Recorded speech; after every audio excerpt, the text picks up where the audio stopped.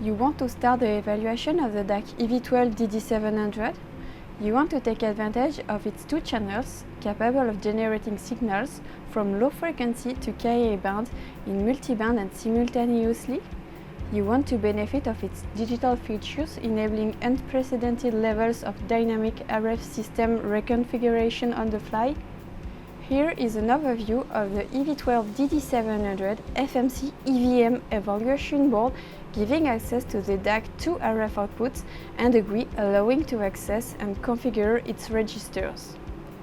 In this video, I will give you the demonstration of the capability of Dac EV12DD700 to generate two independent signals that can be time-aligned.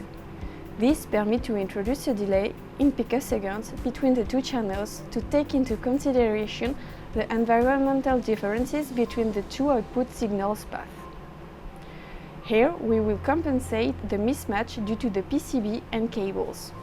So let's start by setting up all equipment. We are using a Teledyne Liquid LabMaster, a Rode-Schwartz 20G signal generator SMA 100NB, a marquee balloon for clock signal, marquee connectorized balloon for signal generated, one for each channel A and B, DD700 FMC product board and power supply board. FMC FPGA evaluation board is Xilinx Kintex Ultrascale KU115. In this demonstration, we will generate data that are perfectly aligned between core A and core B. This can be useful in application when environment needs to be compensated. The Dac DD700 is able to start in two configurations. First is the two cores start independently. The second is the two cores start simultaneously. For the first option, with DD700 latency first data register, user can know what value needs to be compensated to take into consideration the time gap between the two core startup. Here, in our case, we are using the second solution.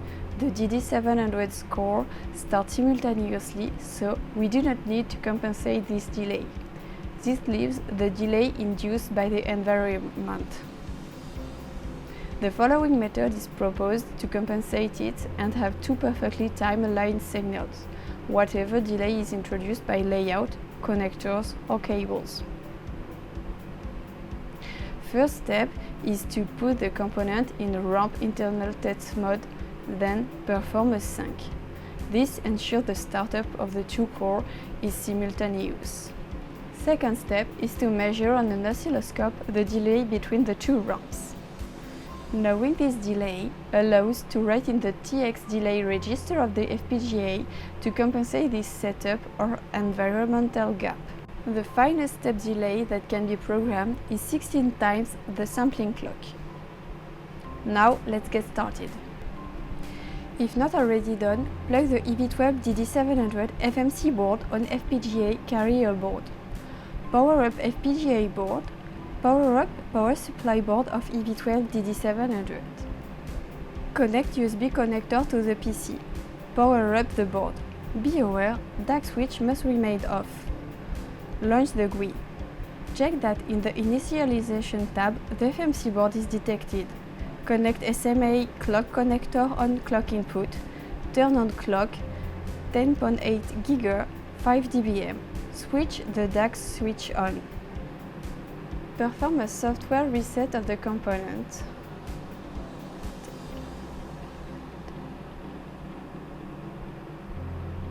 Enter the clock frequency, 10.8 GHz.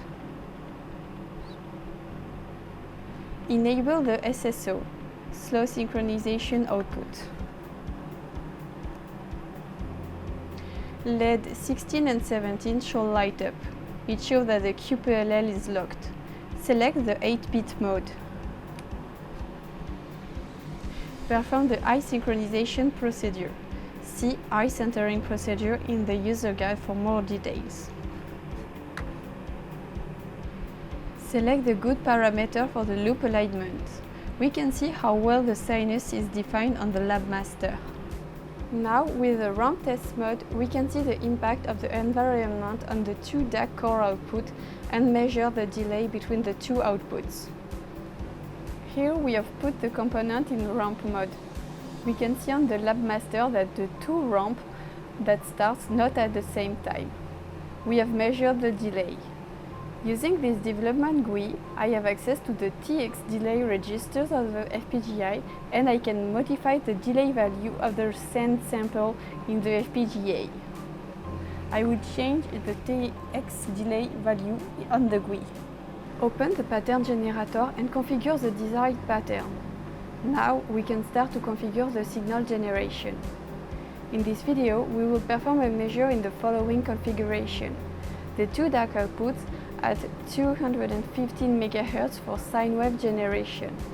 We are using low frequency so we can see better the step performs to align the signals.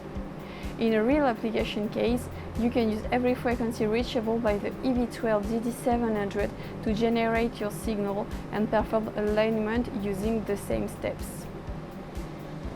In the GUI, we have sent to the FPGA the good value for latency between the first data. We will see the two perfectly aligned sinus.